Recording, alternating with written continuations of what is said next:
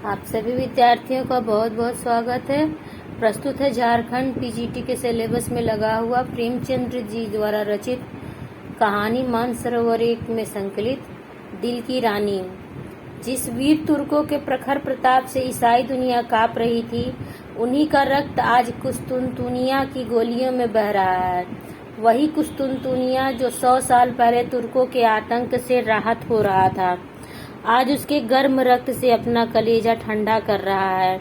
और तुर्की सेनापति 1 लाख सिपाहियों के साथ तैमूरी तेज के सामने अपनी किस्मत का फैसला सुनने के लिए खड़ा है।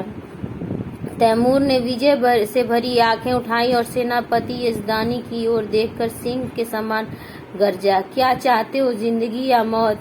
यजदानी ने गर्व से सिर उठाकर कहा, इज्जत की जिंदगी, मिले तो जिंदगी वरना मौत। तैमूर का क्रोध प्रचंड हो उठा। उसने बड़े बड़े अभिमानियों का सिर नीचा कर दिया। यह जवाब इस अवसर पर सुनने की उसे ताव न थी। इन 1 लाख आदमियों की जान उसकी मुट्ठी में है। इन्हें वह एक क्षण में मसल सकता है। उस पर इतना अभिमान, इज्जत की जिंदगी, इसका तो अर्थ है कि गरीबों का जीवन अमीरों के भोग विलास पर बलिदान किया जाए। वही शराब की मजलिसें, वही अर्मीनिया और काफ की परियां। नहीं, तैमूर ने खलीफा बायजीद का घमंड इसलिए नहीं तोड़ा है कि तुर्कों को फिर उसी मदान्ध स्वाधीनता में इस्लाम का नाम डुबोने को छोड़ दे। तब उसे इतना रक्त बहाने की क्या जरूरत थी? मानव रक्त का प्रवाह संगीत का प्रवाह नहीं, रस का प्रवाह नहीं, एक विभत्स दृश्य है जिसे देखकर आंखें मुंह फेर लेती हैं, दृश्य सिर झुका लेता है। तैमूर हिंसक पशु नहीं है जो यह दृश्य देखने के लिए अपने जीवन की बाजी लगा दे।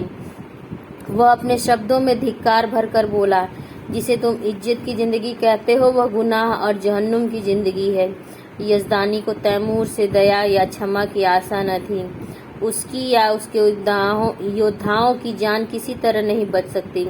फिर यह क्यों दबे और क्यों न जान पर खेलकर तैमूर के प्रति उसके मन में जो घृणा है उसे प्रकट कर दे। उसके एक बार कातर नेत्रों से उस रूपवान युवक की ओर देखा जो उसके पीछे खड़ा जैसे अपनी जवानी की लगाम खींच रहा था। सान पर चढ़े हुए इस्पात के समान उसके अंग अंग से अतुल क्रोध की चिंगारियां निकल रही थी। यजदानी ने उसकी सूरत देखी और जैसे अपनी खींची हुई तलवार म्यान में कर ली और खून के घूंट पीकर बोला, जहां पना इस वक्त फतेहमंद है, लेकिन अपराध क्षमा हो तो कह दूं कि अपने जीवन के विषय में तुर्कों को तातरियों से उपदेश लेने की जरूरत नहीं। पर जहां खुदा ने नेमतों की वर्षा की हो, वहां उन नेमतों का भोग न करना नाशुक्री है। अगर तलवार ही सभ्यता की सनद होती तो गाल कौम रोमनों से कहीं ज्यादा सभ्य होती। तैमूर जोर से हंसा और उसके सिपाहियों ने तलवारों पर हाथ रख लिए। तैमूर का ठहाका मौत का ठहाका था, यह गिरने वाला वज्र का तड़ाका। तातर वाले पशु हैं क्यों? मैं यह नहीं कहता। तुम कहते हो खुदा ने तुम्हें ऐश करने के लिए पैदा किया है। मैं कहता हूँ यह कुफ्र है। खुदा ने इंसान को बंदगी के लिए पैदा किया है और इसके खिलाफ जो कोई कुछ करता है वह काफिर है, जहन्नुमी। रसूल पाक हमारी जिंदगी को पाक करने के लिए, हमें सच्चा इंसान बनाने के लिए आए थे, हमें हराम की तालीम देने नहीं।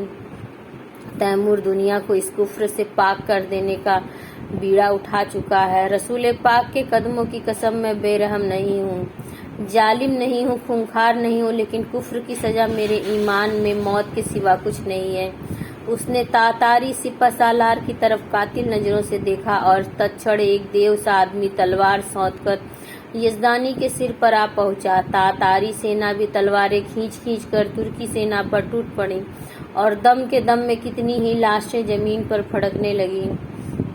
सहसा वही रूपमान युवक जो यजदानी के पीछे खड़ा था आगे बढ़कर तैमूर के सामने आया और जैसे मौत को अपनी दोनों बंधी हुई मुट्ठियों में मसलता हुआ बोला, ए अपने को मुसलमान कहने वाले बादशाह, क्या यही वह इस्लाम की यही तालीम है कि तू उन बहादुरों का इस बेदर्दी से खून बहाए जिन्होंने इसके सिवा कोई गुनाह नहीं किया कि अपने खलीफा और मुल्कों की हिमायत की? चारों तरफ सन्नाटा छा गया। एक वो जिसकी अभी मसें भी न भीगी थी, तैमूर जैसे तेजस्वी बादशाह का इतने खुले हुए शब्दों में तिरस्कार करे और उसकी जबान तालू से खिंचवा ली जाए। सभी स्तंभित हो रहे थे और तैमूर सम्मोहित सा बैठा उस युवक की ओर ताक रहा था। युवक ने तातारी सिपाहियों की तरफ, जिनके चेहरों पर कुतूहल में प्रोत्साहन झलक रहा था, देखा और बोला, तू इन मुसलमानों को काफिर कहता है और समझता है कि तू इन्हें कत्ल करके खुदा और इस्लाम की खिदमत कर रहा है। मैं तुमसे पूछता हूँ, अगर वह लोग जो खुदा के सिवा और किसी के सामने सिजदा नहीं करते, जो रसूल पाक को अपना रहबर समझते हैं, मुसलमान नहीं है तो कौन मुसलमान है? मैं कहता हूँ हम काफिर सही, लेकिन तेरे तो हैं। क्या इस्लाम जंजीरों में बंधे हुए कैदियों के कत्ल की इजाजत देता है? खुदा ने अगर तुझे ताकत दी है, अख्तियार दिया है, तो क्या इसीलिए कि तू खुदा के बंदों का खून बहाए? क्या गुनहगारों को कत्ल करके तू उन्हें सीधे रास्ते पर ले जाएगा? तूने कितनी बेरहमी से 70,000 बहादुर तुर्कों को धोखा देकर सुरंग से उड़वा दिया और उनके मासूम बच्चों और निरपराध स्त्रियों को अनाथ कर दिया। तुझे कुछ अनुमान है? क्या यही कारनामे हैं जिन पर तू अपने मुसलमान होने का गर्व करता है? क्या इसी कत्ल, खून और बहते दरिया में अपने घोड़ों के सुम नहीं भिगोए हैं? इसलिए इस्लाम को जड़ से खोद कर फेंक दिया है। यह वीर तुर्कों का ही आत्मोत्सर्ग है जिसने यूरोप में इस्लाम की तौहीद फैलाई। आज सोफिया के गिरजे में तुझे अल्लाह अकबर की सदा सुनाई दे रही है। सारा यूरोप इस्लाम का स्वागत करने को तैयार है। क्या यह कारनामे इसी लायक हैं कि उनका यह इनाम मिले? इस ख्याल को दिल से निकाल दे कि तू खुरेजी से इस्लाम की खिदमत कर रहा है। एक दिन तुझे भी परवरदिगार के सामने कर्मों का जवाब देना पड़ेगा और तेरा कोई उज्र न सुना जाएगा, क्योंकि अगर तुझमें अब भी नेक और बद की कमी बाकी है तो अपने दिल को से पूछ, तूने ये जिहाद खुदा की राह में किया या अपनी हविस के लिए? और मैं जानता हूँ तुझे जो जवाब मिलेगा वह तेरी गर्दन शर्म से झुका देगा। खलीफा भी सिर झुकाए ही थी कि यजदानी ने कांपते हुए शब्दों में अर्ज की, जहाँ पना यह गुलाम का लड़का है, इसके दिमाग में कुछ फितूर है। हुजूर इसकी गुस्ताखियों को मुआफ करें, मैं उसकी सजा झेलने को तैयार हूँ। तैमूर उस युवक के चेहरे की तरफ स्थिर नेत्रों से देख रहा था। आप जीवन में पहली बार उसे निर्भीक शब्दों के सुनने का अवसर मिला। उसके सामने बड़े बड़े सेनापतियों, मंत्रियों और बादशाहों की जुबान न खुलती थी। वह जो कुछ कहता था वही कानून था, किसी को उसमें चू करने की ताकत न थी। उसका खुशामदों ने उसकी अहनमन्यता को आसमान पर चढ़ा दिया था। उसे विश्वास हो गया था कि खुदा ने इस्लाम को जगाने और सुधारने के लिए उसे दुनिया में भेजा है। उसने पैगंबरी का दावा तो नहीं किया, पर उसके मन में यह भावना दृढ़ हो गई थी।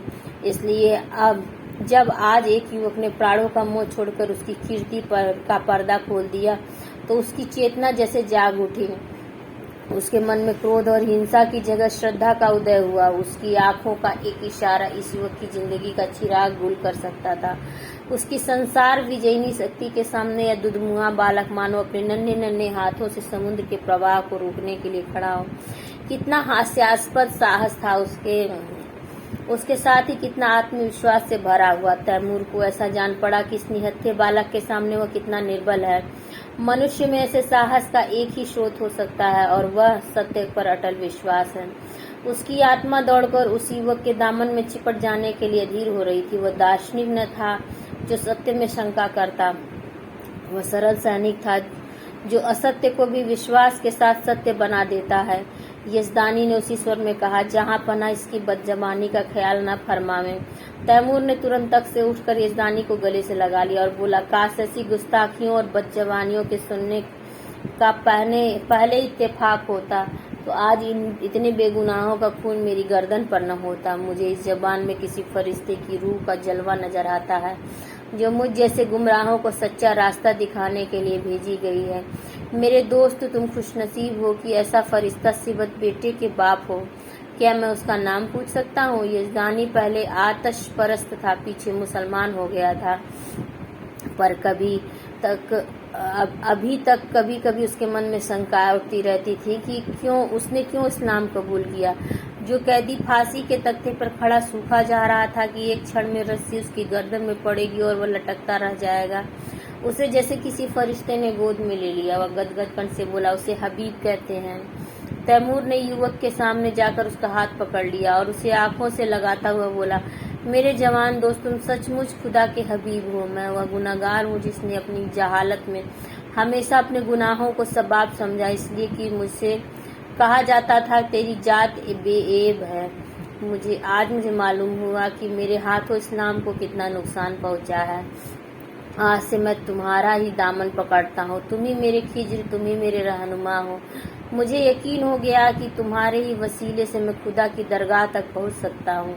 यह कहते हुए उसने युवक के चेहरे पर नजर डाली तो उस पर शर्म की लाली छाई हुई थी। उस कठोरता की जगह मधुर संकोच झलक रहा था। युवक ने सिर झुकाकर कहा, यह हुजूर की कदरदानी है, वरना मेरी क्या हस्ती है। तैमूर ने उसे खींचकर अपनी बगल के तख्त पर बिठा दिया और अपने सेनापति को हुक्म दिया, सारे तुर्क कैदी छोड़ दिए जाएं, उनके हथियार वापस कर दिए जाएं और जो माल लूटा गया है वह सिपाहियों में बराबर बांट दिया जाए। वजीर तो इधर इस हुक्म की तामील करने लगा, उधर तैमूर हबीब का हाथ पकड़े हुए अपने खीमे में गया और दोनों मेहमानों की दावत का प्रबंध करने लगा। और जब भोजन समाप्त हो गया तो उसने अपने जीवन की सारी कथा रो रो कर सुनाई, जो आदि से अंत तक मिश्रित पशुता और बर्बरता के कृत्यों से भरी हुई थी। और उसने यह सब कुछ इस भ्रम में किया कि वह ईश्वरीय आदेश का पालन कर रहा, वह खुदा को कौन मुंह दिखाएगा। रोते रोते हिचकियां बन गईं। अंत में उसने हबीब से कहा, मेरे जवान दोस्त, अब मेरा बेड़ा आप ही पार लगा सकते हैं। आपने राह दिखाई है तो मंजिल पर पहुंचाइए। मेरी बादशाहत को अब आप ही संभाल सकते हैं। मुझे अब मालूम हो गया कि मैं उसे तबाही के रास्ते पर लिए जाता था। मेरी आपसे यही इल्तमास अर्थात प्रार्थना है कि आप उसकी वजारत कबूल करें। देखिए, खुदा के लिए इनकार न कीजिएगा, वरना मैं कहीं का नहीं रहूंगा। यजदानी ने अर्ज की, हुजूर इतनी कदरदानी फरमाते हैं तो आपकी इनायत है, लेकिन अभी इस लड़के की उम्र ही क्या है। वजारत की खिदमत यह क्या अंजाम दे सकेगा, अभी तो इसकी तालीम के दिन है। इधर से इनकार होता रहा, उधर तैमूर आग्रह करता रहा। यजदानी इनकार तो कर रहे थे पर छाती फूली जाती थी। मूसा आग लेने गए थे, पैगंबरी मिल गई। कहाँ मौत के मुंह में जा रहे थे, वजारत मिल गई। लेकिन यह शंका भी थी कि ऐसे अस्थिर चित्त का क्या ठिकाना। आज खुश हुए, वजारत देने को तैयार है, कल नाराज हो गए तो जान की खैरियत नहीं। उन्हें हबीब की लियाकत पर भरोसा था, फिर भी जी डरता था कि वीराने देश में न जाने कैसी पड़े कैसी ना पड़े। दरबार वालों में षड्यंत्र होते ही रहते हैं। हबीब नेक है, समझदार है, अवसर पहचानता है, लेकिन वह तजुर्बा कहाँ से लाएगा जो उम्र से ही आता है। उन्होंने इस प्रश्न पर विचार करने के लिए एक दिन की मोहलत मांगी और रुखसत हुए। हबीब यजदानी का लड़का नहीं, लड़की थी। उसका नाम उम्मतुल हबीब था। जिस वक्त यजदानी और उसकी पत्नी मुसलमान हुए तो लड़की की उम्र कुल 12 साल की थी, पर प्रकृति ने उसे बुद्धि और प्रतिभा के साथ विचार स्वातंत्र्य भी प्रदान किया था। वह जब तक सत्यासत्य की परीक्षा न कर लेती कोई बात स्वीकार न करती। माँ बाप के धर्म परिवर्तन से उसे अशांति तो हुई, पर जब तक इस्लाम की दीक्षा न ले सकती थी, माँ बाप भी उस पर किसी तरह का दबाव न डालना चाहते थे। जैसे उन्हें अपने धर्म को बदल देने का अधिकार है, वैसे ही उसे अपने धर्म पर आरूढ़ रहने का भी अधिकार है। लड़की को संतोष हुआ, लेकिन उसने इस्लाम और जरथुस्त धर्म दोनों ही का तुलनात्मक अध्ययन किया और पूरे 2 साल के अन्वेषण और परीक्षण के बाद उसने भी इस्लाम की दीक्षा ले ली। माता पिता फूले न समाये। लड़की उनके दबाव से मुसलमान नहीं हुई है, बल्कि स्वेच्छा से, स्वाध्याय से और ईमान से। 2 साल तक उन्हें जो शंका घेरे रहती थी वो मिट गई। यजदानी के कोई पुत्र न था और उस युग में जबकि आदमी की तलवार ही सबसे बड़ी अदालत थी, पुत्र का न रहना संसार का सबसे बड़ा दुर्भाग्य था। यजदानी बेटे का अरमान बेटी से पूरा करने लगा। लड़कों की भांति उसकी शिक्षा दीक्षा होने लगी। वो बालकों के से कपड़े पहनती, घोड़े पर सवार होती, शस्त्र विद्या सीखती और अपने बाप के साथ अक्सर खलीफा बायजीद के महलों में जाती और राजकुमारी के साथ शिकार खेलने जाती। इसके साथ ही वह दर्शन, काव्य, विज्ञान और आध्यात्म का भी अभ्यास करती थी। यहाँ तक कि 16वें वर्ष में वह फौजी विद्यालय में दाखिल हो गई और 2 साल के अंदर वहाँ की सबसे ऊंची परीक्षा पास करके फौज में नौकरी हो गई। शस्त्र विद्या और सेना संचालन कला में इतनी निपुण थी कि और खलीफा बायजीद उसके चरित्र से इतना प्रसन्न था कि पहले ही पहल उसे 1 हजारी मनसब मिल गया। ऐसी युवती के चाहने वालों की क्या कमी। उसके साथ के कितने ही अफसर, राज परिवार के कितने युवक उस पर प्राण देते थे, पर कोई उसके नजरों में न जचता था। नित्य ही निकाह के पैगाम आते थे, पर वह हमेशा इनकार कर देती थी। वैवाहिक जीवन से ही उसे रुचि थी कि युवतियां कितने अरमानों से ब्याह कर लाई जाती और फिर कितने निरादर और मालों में बंद कर दी जाती हैं। उनका भाग्य पुरुषों की दया के अधीन है। अक्सर ऊंचे घरानों की महिलाओं से उसको मिलने जुलने का अवसर मिलता था। उनके मुख से उनकी करुण कथा सुनकर वह वैवाहिक पराधीनता से और भी पीड़ा करने लगती थी और यजदानी उसकी स्वाधीनता में बिल्कुल बाधा न देता था। लड़की स्वाधीन है, उसकी इच्छा हो विवाह करे या कुंवारी रहे, वह अपनी आप मुख्तार। उसके पास पैगाम आते तो साफ जवाब दे देता, मैं इस बार कुछ नहीं जानता, इसका फैसला वही करेगी। यद्यपि एक युवती का पुरुष वेश में रहना युवकों से मिलने जुलने समाज में आलोचना का विषय था, पर यजदानी और उसकी स्त्री दोनों ही को उसके सतीत्व पर विश्वास था। हबीब के व्यवहार और आचार में उन्हें कोई ऐसी बात नजर न आती थी जिससे उन्हें किसी तरह की शंका होती। यौवन की आंधी और लालसाओं के तूफान में 24 वर्षों की वीर बाला अपने हृदय की संपत्ति के लिए अटल और अजेय खड़ी थी, मानो सभी युवक उसके सगे भाई हैं। कुस्तुनतुनिया में कितनी खुशियां मनाई गई, हबीब का कितना सम्मान और स्वागत हुआ, उसे कितनी बधाइयां मिली, यह सब लिखने की बात नहीं। शहर तबाह हुआ था, संभव था आज उसके महलों और बाजारों से आग की लपटें निकलती होती।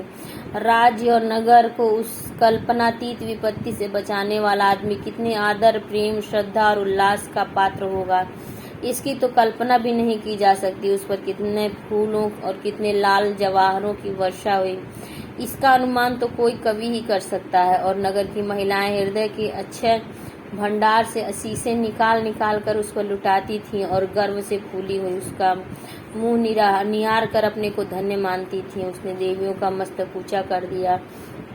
रात को तैमूर के प्रस्ताव पर विचार होने लगा। सामने गदेदार कुर्सी पर यजदानी था, सौम्य, विशाल और तेजस्वी। उसकी दाहिनी तरफ सकी उसकी पत्नी थी, ईरानी लिबास में, आंखों में दया और विश्वास की ज्योति भरे हुए।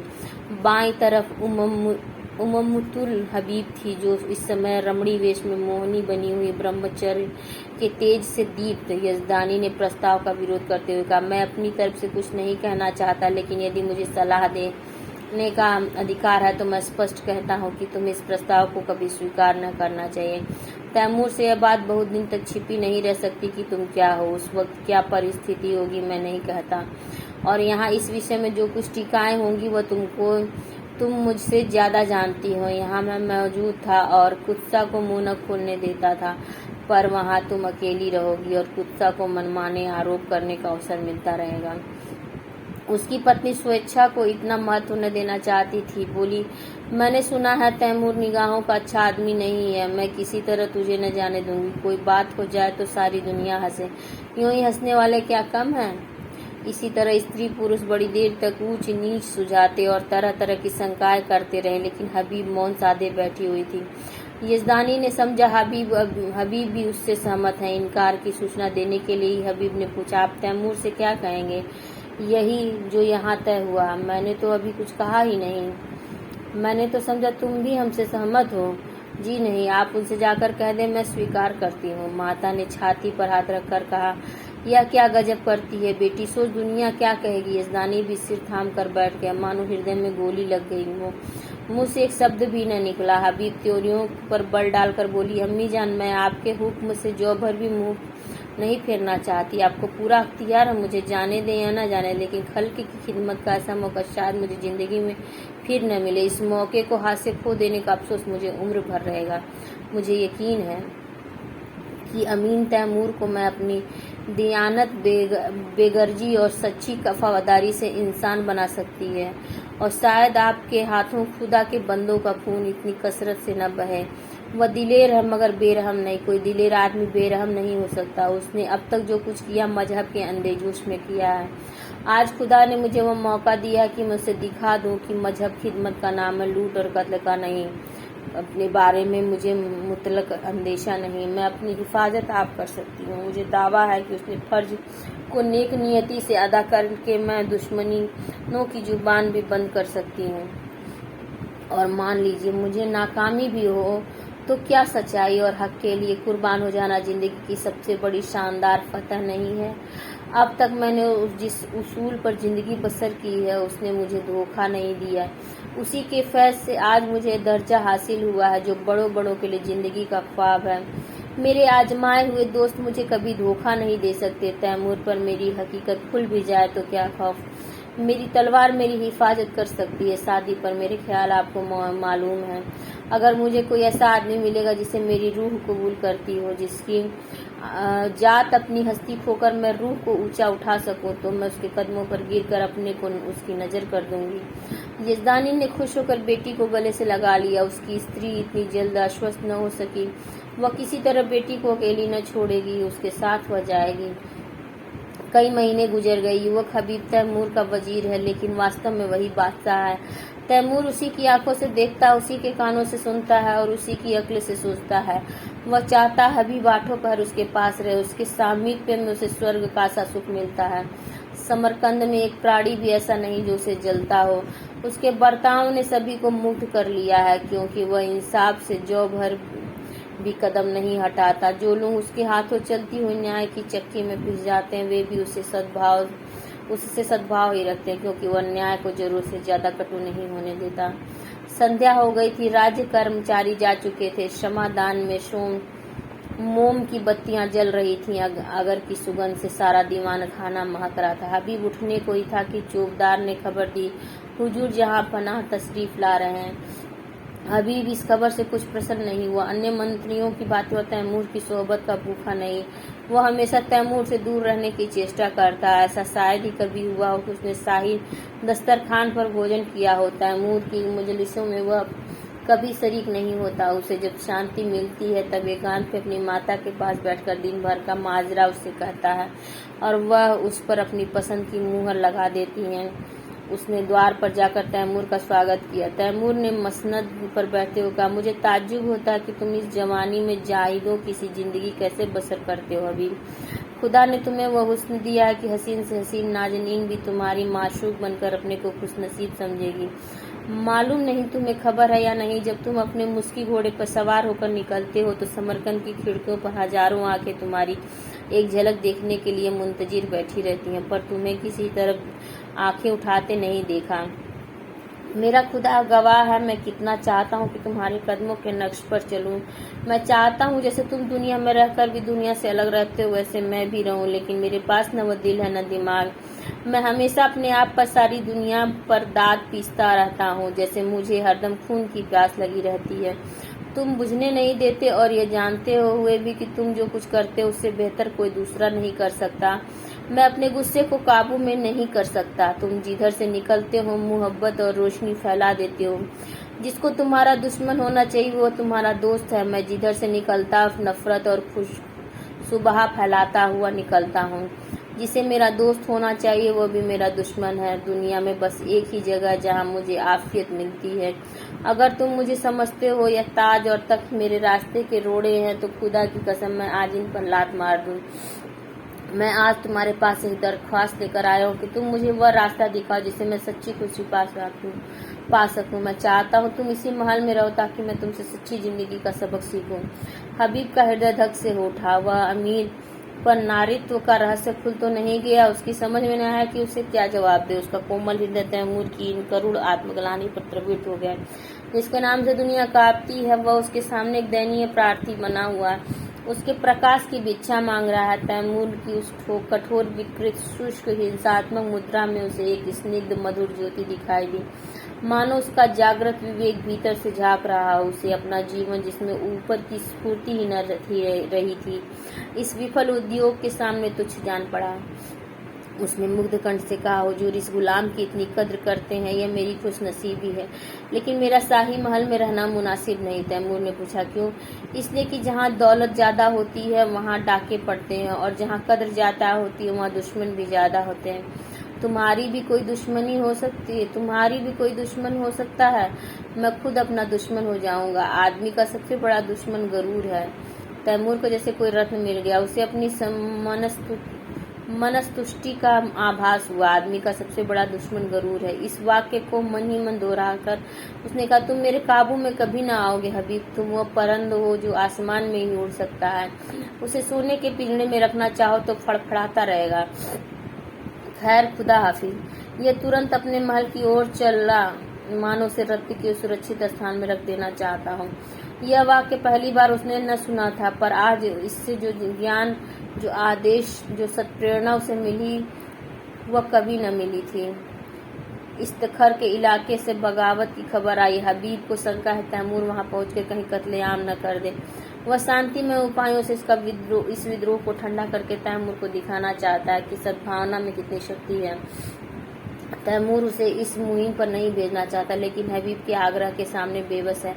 हबीब को जब कोई युक्ति न सूझी तो उसने कहा, गुलाम के रहते हुजूर अपनी जान खतरे में डाले या नहीं हो सकता।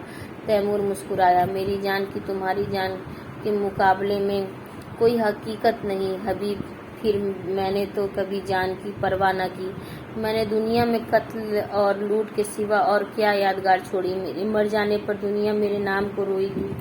नहीं, यकीन मानो, मेरे जैसे लुटेरे हमेशा पैदा होते रहेंगे, लेकिन खुदा न करे तुम्हारे दुश्मनों को कुछ हो गया तो वह सल्तनत खाक में मिल जाएगी और मुझे भी सीने में खंजर चुभा देने के सिवा कोई रास्ता न रहेगा।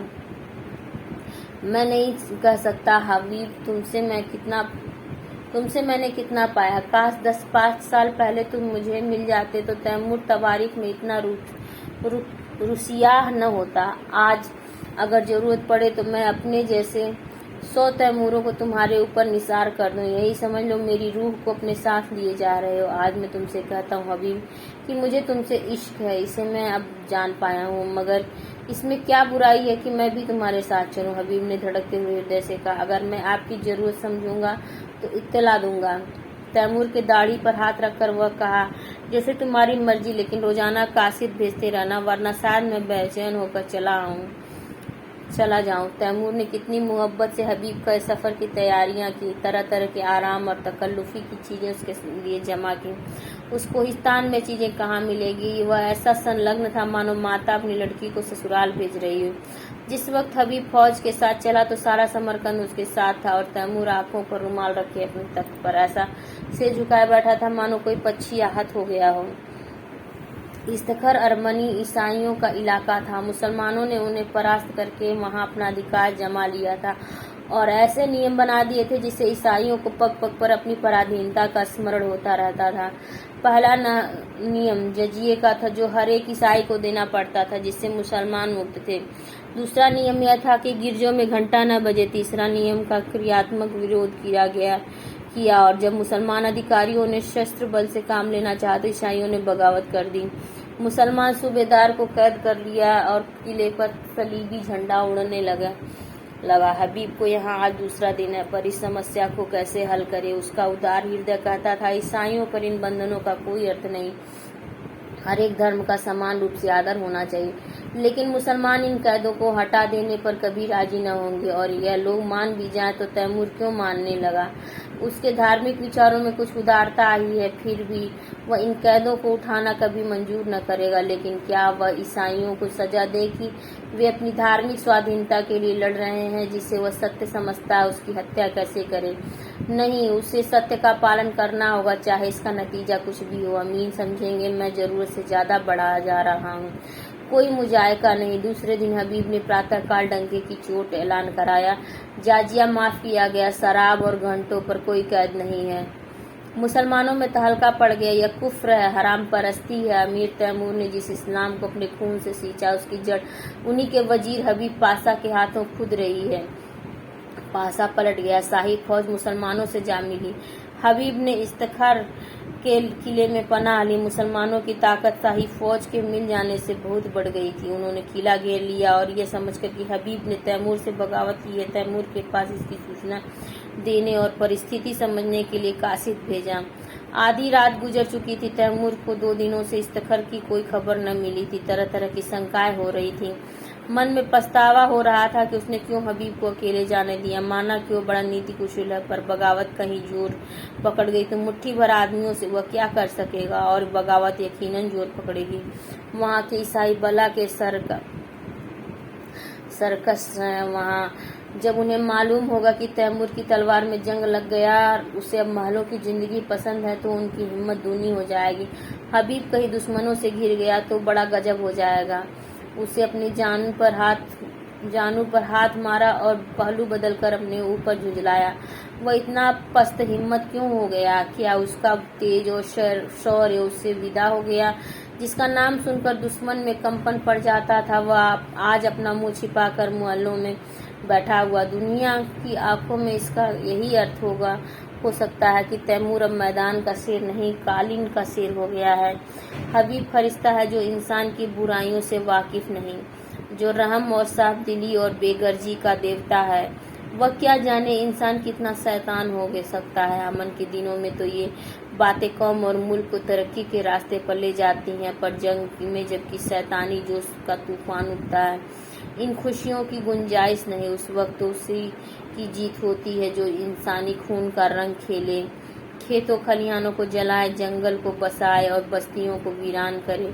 अमन का कानून जंग के कानून से जुदा है। सहसा चौकीदार ने इस्तखर से कासिद के आने की खबर दी।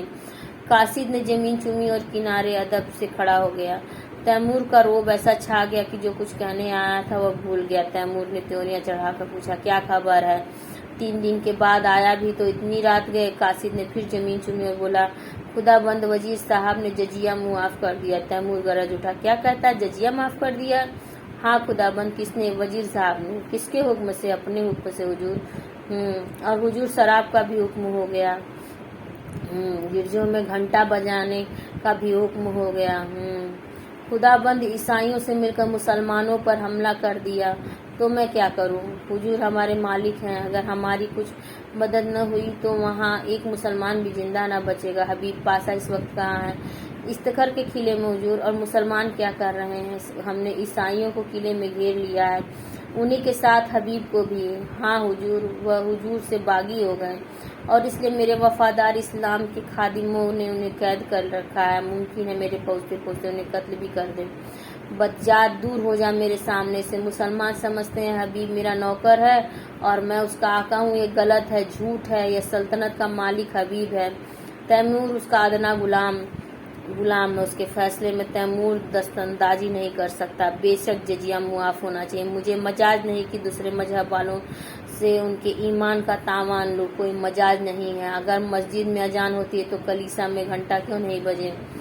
घंटे की आवाज में कुफ्र नहीं है। काफिर वह है जो दूसरों का हक छीन ले, जो गरीबों को सताए, दगाबाज हो, खुदा गरज हो। काफिर वह नहीं जो मिट्टी या पत्थर के एक टुकड़े में खुदा का नूर देखता हो, जो नदियों, पहाड़ों में, दरख्तों और झाड़ियों में खुदा का जलवा पाता हो। यह हमसे तुझसे ज्यादा खुदा परस्त है। जो मस्जिद में खुदा का बंद नहीं समझता ही कुफ्र है। हम सब खुदा के बंदे हैं सब। बस जा उन बागी मुसलमानों से कह दे, अगर फौरन मुहासरा न उठा लिया गया तो तैमूर कयामत की तरह आ पहुंचेगा। कासिद हदबुद्धि सा खड़ा ही था कि बाहर खतरे का बिगुल बज उठा और फौजें किसी समर यात्रा की तैयारी करने लगी। तीसरे दिन तैमूर इस्तखर पहुंचा तो किले का मुहासरा उठ चुका था। किले की तोपों ने उसका स्वागत किया। हबीब ने समझा तैमूर ईसाइयों को सजा देने आ रहा है। ईसाइयों के हाथ पांव फूले हुए थे, मगर हबीब मुकाबले के लिए तैयार था। ईसाइयों के स्वप्न की रक्षा में यदि जान भी जाए तो कोई गम नहीं। इस मामले पर किसी तरह का समझौता नहीं हो सकता। तैमूर अगर तलवार से काम लेना चाहता है तो उसका जवाब तलवार से दिया जाएगा। मगर यह क्या बात है? शाही फौज सफेद झंडा दिखा रही है। तैमूर लड़ने नहीं, सुलह करने आया। उसका स्वागत दूसरी तरह होगा।